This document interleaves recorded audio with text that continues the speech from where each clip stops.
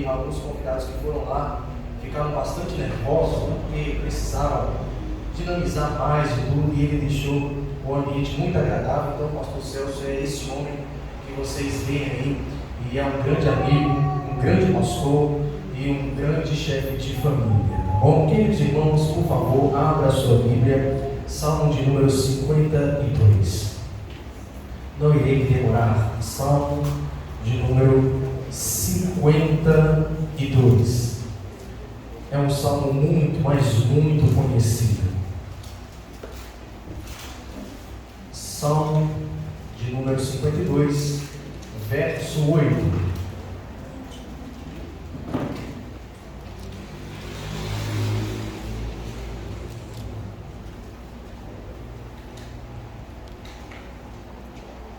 Fique tranquilo, né? Não sou aquele pregador pentecostal, a garganta que a veia não vai estufar, pode ficar em paz, vai dar tudo certo. Salmo 52, verso 8. Quantos encontraram, sinalizem dizer amém? Amém. Quanto a mim, porém, sou como a oliveira verdejante, em algumas traduções, florescente, na casa de Deus. Confio na misericórdia de Deus para todo sempre. Amém. Todos nós sabemos que os salmos são hinos, são canções. O povo hebreu, ele sempre teve o hábito de compor as suas canções de acordo com o momento que eles estavam vivendo. Miriam, logo após a travessia do Mar Vermelho, ela compôs uma canção que todos nós conhecemos, né? Só o Senhor é Deus, ou somente Deus é o Senhor. Débora compôs uma canção em Juízes capítulo 5, logo após o exército de Cícera ser derrotado pelo Senhor. Ela compõe uma canção e canta essa canção. Ana, né, ela compôs também uma canção depois que Deus abre a sua madre, e logo após que ela dá luz ao profeta Samuel, ela também faz uma canção glorificando a Deus. Maria compõe uma canção belíssima depois que o anjo do Senhor a anuncia como sendo a mãe do nosso Salvador. O que dizer também de muitas outras pessoas que compunham canção a respeito do profeta Samuel, ou então de Isabel, a prima da mãe de Jesus. Ela vai compondo canções. Então o povo hebreu, ele tinha o hábito e tinha o costume de cantar e de compor canções. Esse salmo que eu li agora, e principalmente o verso 8, é um salmo que Davi compôs. Ele compôs esse salmo diante de uma dificuldade. Observe que todas as canções que eu citei aqui foram significativas para batalhas, para vitórias e para pessoas que estavam expressando a sua alegria. Mas Davi, ao compor este salmo, ele estava enfrentando uma grande dificuldade. E a diferença é que Davi compôs este salmo não em momento de alegria, não em momento de tribulação, pelo contrário, era um momento bastante complicado que ele estava vivendo e vivenciando. E quem trabalha na área da música, né, ou tem base musical, assim como o nosso querido pastor Celso, ele sabe muito bem disso, todos nós sabemos que o músico, ou aquele que compõe alguma canção, eles precisam estar inspirados para compor. E no verso 2, nós vemos qual foi o teor dessa composição de Davi.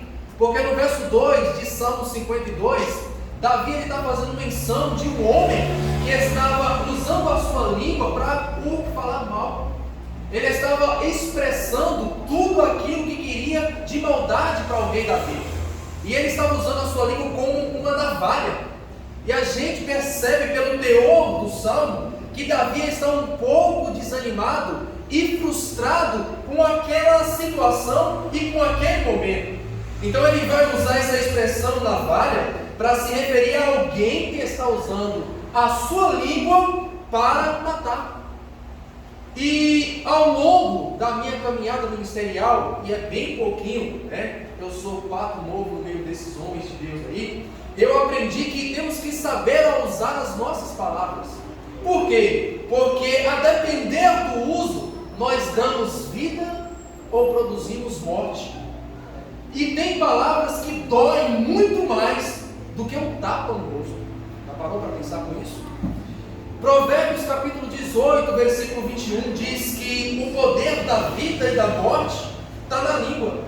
Então Davi estava dizendo que alguém usou a língua para o ferir. Alguém usou a língua e está me gerando transtorno. Alguém usou a língua e está me gerando mal. Mas Davi diz, ele usou a língua dele como navalha para me ferir. Mas eu sou como oliveira verdejante na casa do Senhor. Aleluia. Davi está dizendo isso. Então Davi faz um contraste de alguém que usa a sua língua como navalha para falar mal das pessoas, com alguém que é oliveira. E para que a gente possa entender o contexto a qual Davi começa a citar e a compor a sua canção, aí os irmãos, e eu só vou sintetizar o texto até por conta do horário, para que a gente possa entender, Davi está enfrentando oposição. E em 1 Samuel, nos capítulos 21 e 22, nós vamos ver o panorama do que Davi está enfrentando. É claro que eu não vou ler o texto, mas nós iremos sintetizar. Qual é o contexto aqui? Davi ele está enfrentando oposição por causa do seu sucesso. A depender do que nós iremos falar aqui, só para que os irmãos tenham ideia, Davi está fazendo tanto sucesso que o povo de Israel, e principalmente as mulheres, começaram a trocar as canções. Por exemplo, Davi matou, Saul matou milhares, mas Davi matou milhares de milhares. As mulheres começaram a mudar o teor das canções. Então Davi ele está enfrentando aqui uma oposição por causa do seu sucesso nas batalhas, nas vitórias. E aí Davi tem o coração do povo, mas ele tem o ódio de Saul. Ele tem isso. E no contexto do capítulo 21 de 1 Samuel, Davi então acaba de escapar da lança de Saul. E se não fosse pela amizade de Davi com Jonatas, Davi teria morrido. Então no contexto, Davi estava fugindo. Davi estava fugindo e então começou uma perseguição ferrenha. E no capítulo 21, Davi ele foge para a cidade de Nob. E chegando na cidade de Nob, ele está fugindo, ele vai para a casa do Senhor para se encontrar com o sacerdote Aimeleque. E eu já aprendo uma lição aqui, que apesar de todas as nossas dificuldades, apesar das nossas tribulações, apesar das nossas oposições, nós conseguimos encontrar descanso e refrigério na casa do Senhor. É sempre assim. Então Davi foge para Nob, encontra o sacerdote Aimeleque, e aí Davi está sozinho, está sem espada, está sem escudo. Davi é um guerreiro. E o texto vai dizer que quando ele encontra com o sacerdote pergunta para ele se é de paz a sua vida até aquele local. E ele fala, eu vim. E eu vim porque o rei me mandou. Davi mentiu. Outra coisa que eu aprendo na palavra de Deus, que a Bíblia, ela não mostra somente as vitórias dos homens de Deus. Pelo contrário, mostra também os fracassos e as submissões. Porque nesse caso aqui, Davi mentiu. Então a Bíblia não mostra somente, não tem um livro somente de utopia, ele mostra também os nossos fracassos. E olha só, pela consequência da mentira de Davi, praticamente morreu 85 sacerdotes.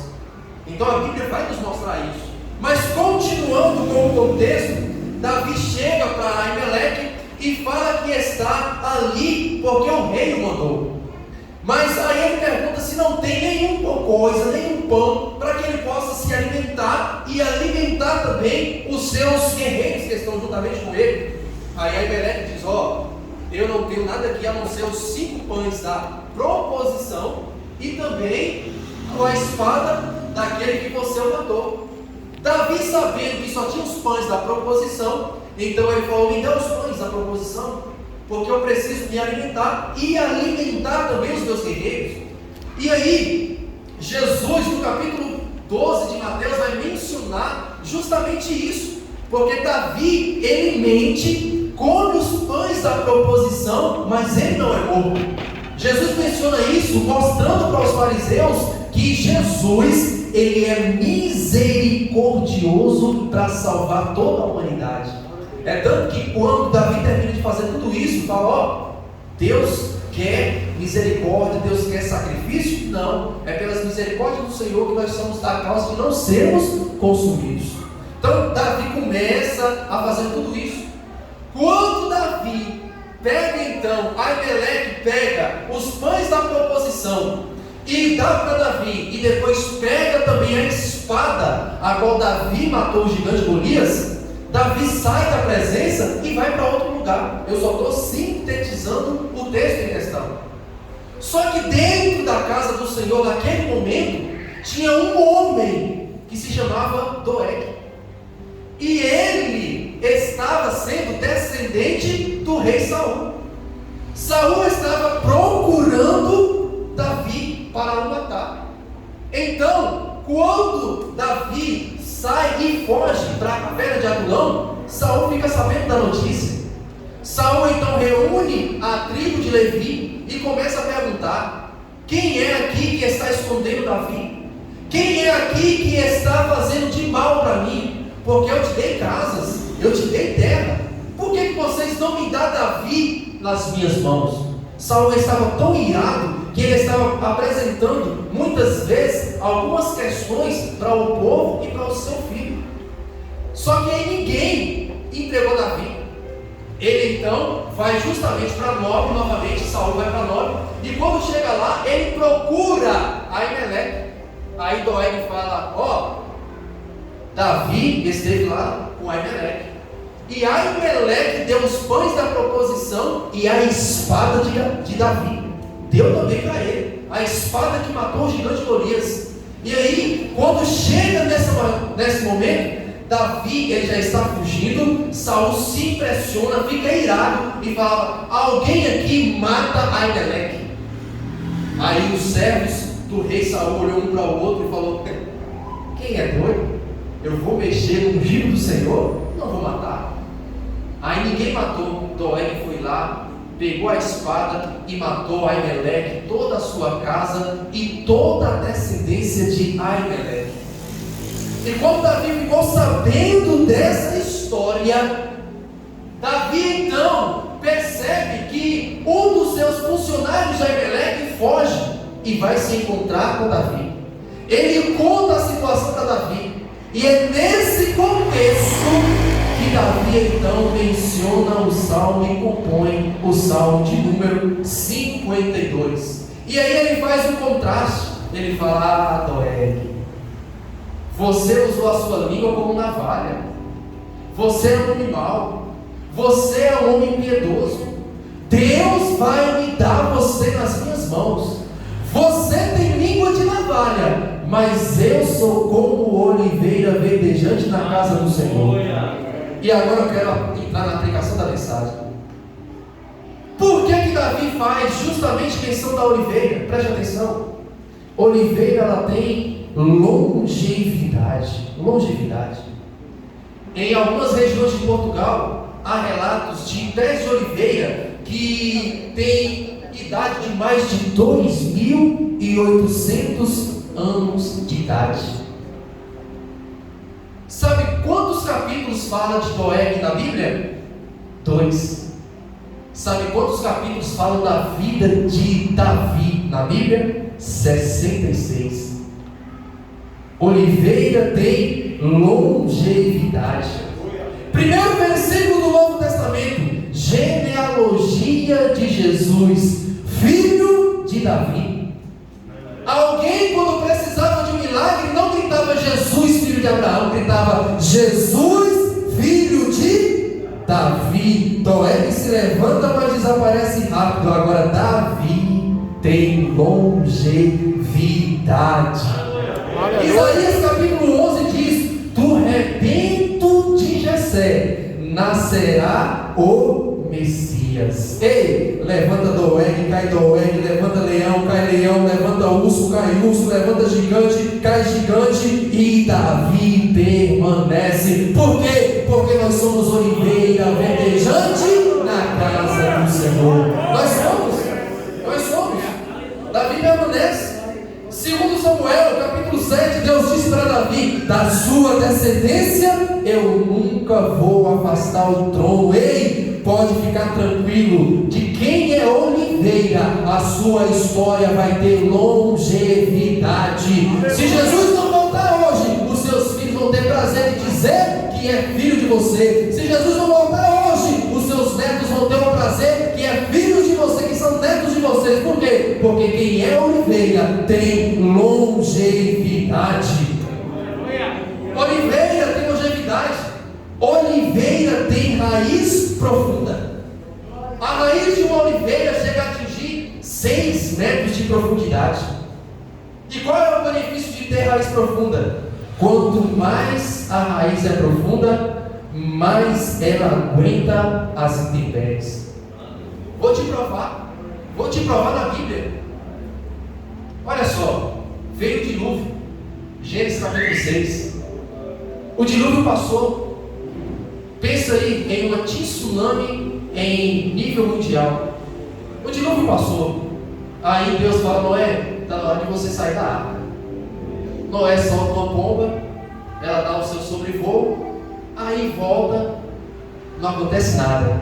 Passa alguns dias, Noé solta a pomba de novo, ela vai, demora. Quando ela volta com o ramo de uma oliveira. Ei, oliveira não sai do lugar diante das dificuldades que a vida apresenta. Por quê? Porque aqueles que confiam no Senhor são como os montes de Sião, não se abalam, mas permanecem para sempre. Oliveira tem longevidade, oliveira tem raiz, oliveira aguenta pancada, meu pastor. Oliveira aguenta pancada. Aleluia! Como é que colhe-se a oliveira? Como é que se colhia o fruto da oliveira? Deuteronômio capítulo 24, versículo 20, Isaías 17, 6, no sacudir da oliveira. Como é que era? Havia 2 maneiras. Primeira maneira, pegava-se uma corda, amarrava ao redor da oliveira e ficava dando trancos para que os frutos começassem a cair. E a segunda era mais forte ainda. Pegava-se um pedaço de madeira, um porrete, e começava a bater. E batia mesmo, até os frutos caírem. Mas eu gosto muito do texto de Isaías 17,6. Por quê? Porque ele fala: ó, pode bater, pode cair, pode bater, não tem problema não. Ei, vai sobrar 2 ou 3 frutos embaixo, 4 ou 5 embaixo. Por quê? Porque os frutos significa sinal de vitória na nossa vida. Ou seja, oliveira aguenta pancada, pode bater, porque quanto mais sacudir, mais os frutos do seu trabalho aparecerá. Oliveira aguenta pancada. E a última, para eu terminar e finalizar: oliveira produz azeite. Oliveira produz azeite. E onde é que se extrai o azeite? Na prensa. Na prensa. Por quê? Porque colhia-se a azeitona e levava para a prensa. O agricultor, quando chegava nessa época de dar os frutos, ele olhava, estendia-se um pano debaixo da árvore da oliveira e começava a fazer todo o seu ritual. Então, quando o fruto caía, ele chegava, pegava todo aquele pacote e levava para onde? Para a prensa. E aí, Abacuque capítulo 3, versículo 17 diz: porquanto ainda que a figueira não floresça e não haja frutos na terra, e o fruto da oliveira minta. Como é que mentia? O fruto da oliveira mentia. É porque muitas vezes, quando pegava lá o fruto e colocava na prensa, que ia prensar, não tinha o azeite, não tinha o óleo. Aí o produtor falava: ei, a oliveira mentiu. A oliveira mentiu. Deixa eu falar uma coisa para você.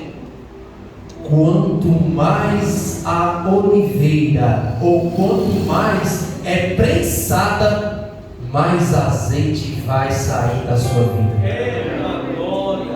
Não importa as dificuldades, não importa as tribulações.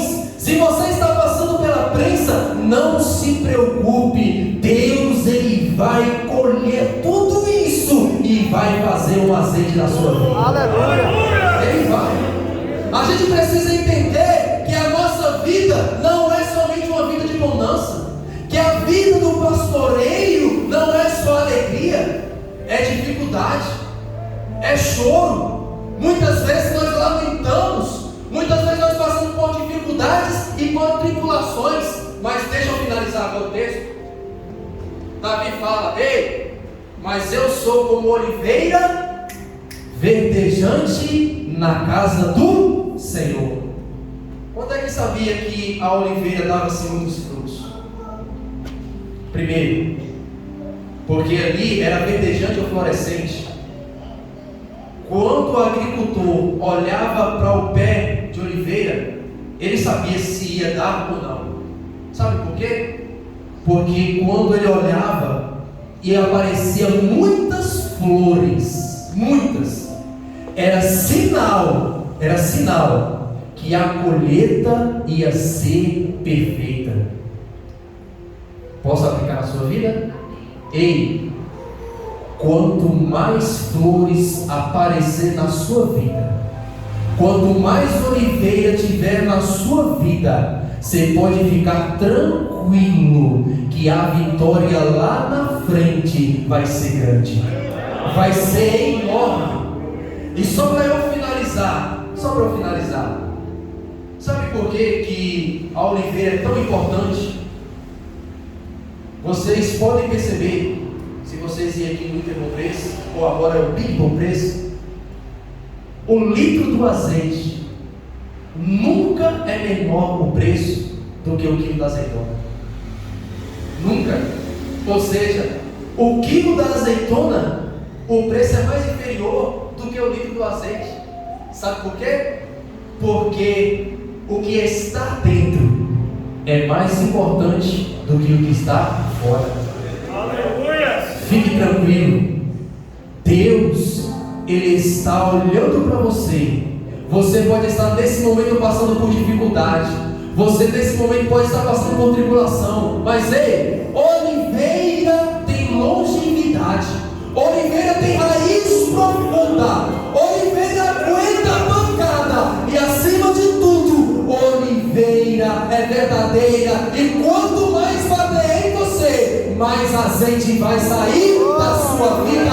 Porque Deus é contigo aonde quer que você for. Em nome de Jesus.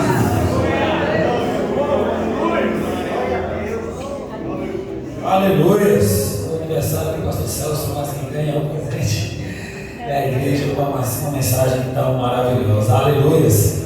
Chegou no finalzinho alguns obreiros também. E eu quero ouvir o vereador Adnilson aqui rapidinho também, nesta sua homenagem ao nosso pastor Celso.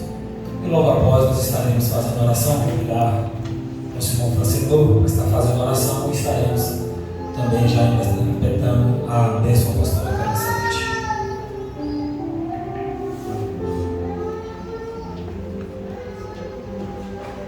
Glória a Deus. Queridos, cumprimento a todos com a paz do Senhor. Amém? Amém.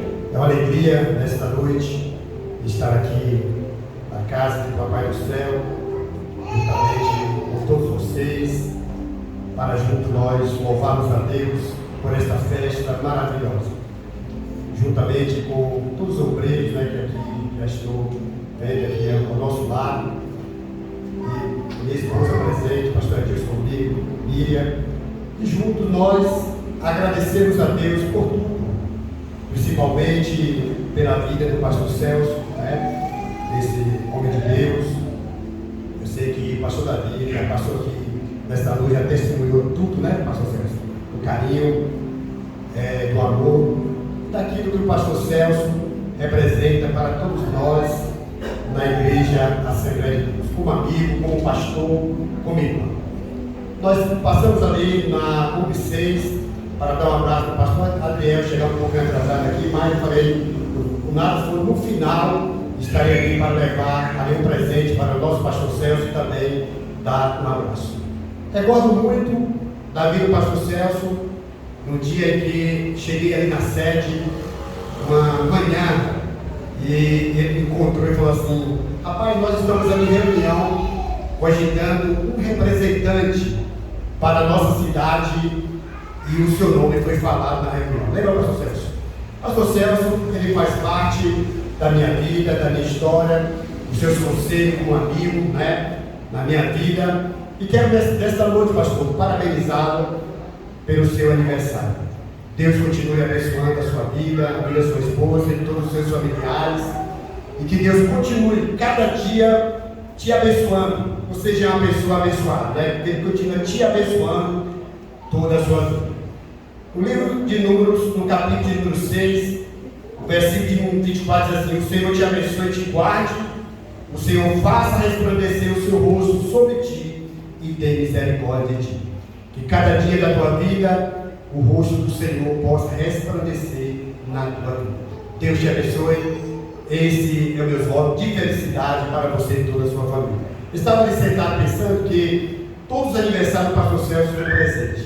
Só mesmo nos dias da pandemia, que não teve aniversário, não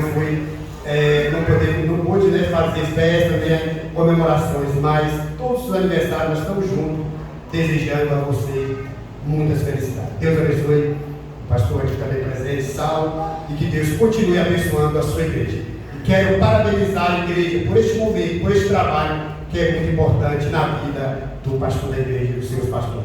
Deus abençoe, ore por nós. Amém. Pastor Conselheiro, está fazendo a oração. Logo após nós estaremos encerrando o culto nessa noite.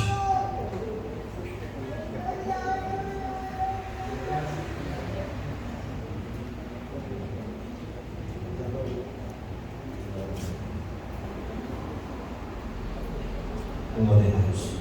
Querida igreja, Pai do Senhor,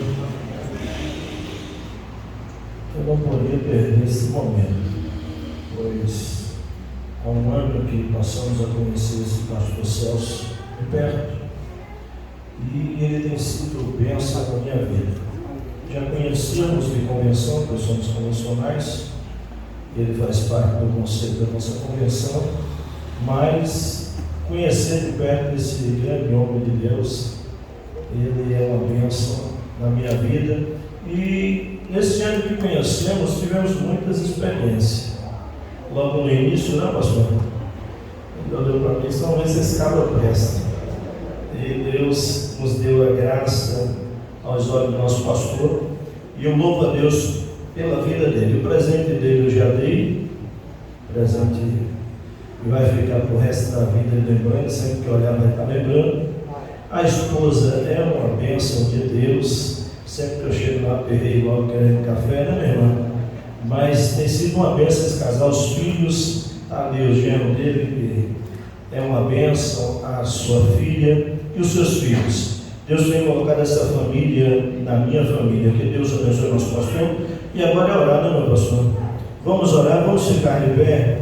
É uma honra muito grande orar por esse homem de Deus, que merece, irmãos, muito mais do que isso que está sendo feito aqui. Pois Deus conhece a sua caminhada, Deus conhece a sua história. Isso que está acontecendo hoje, que há de acontecer mais anos em sua vida, é Deus confortando, é Deus dando força, dando coragem para a caminhada que não está ainda tão perto. Ainda tem muito caminho para percorrer, viu, meu pastor? É 5.8, então o motor ainda está forte aí para aguentar rojão. Glória a Deus. Estenda suas mãos para cá, todos os obreiros, minha gratidão, vocês são bênçãos do Senhor. Ali o pastor querido que veio de tão longe, servo de Deus, isso é a bênção de Deus. É 15 quilômetros, não é, Putirama? Meu Deus, é muita distância. Mas o Senhor é bom. Também nosso querido pastor ali, 200 e poucos quilômetros. Pastor, o Senhor é querido, rapaz. É bênção de Deus. Estenda suas mãos para cá, querido Deus. Soberano Pai, neste momento, Senhor, queremos te agradecer pela vida do pastor Celso, pela vida da sua esposa. Sim, meu Deus. Senhor, queremos te agradecer porque é o Senhor que dá a permissão do teu filho colher no teu jardim da existência mais uma flor, Senhor. E queremos pedir, Pai, que esse momento, Senhor, sejam multiplicados sobre a sua vida. Que as bênçãos do Deus de Abraão, do Deus de Isaac, do Deus de Jacó, sobrevenha a vida do teu servo, Senhor, com saúde, com paz, com felicidades. Deus eterno, que o Senhor abençoe de maneira poderosa o teu filho. Abençoe esta igreja que está sob a sua direção, Senhor. Ao teu filho abrir a sua boca para falar para esta igreja, seja o Senhor ministrando para os seus filhos, e que a tua bênção resplandeça mais e mais a cada dia sobre a vida do teu servo, que te pedimos em nome de Jesus. Amém.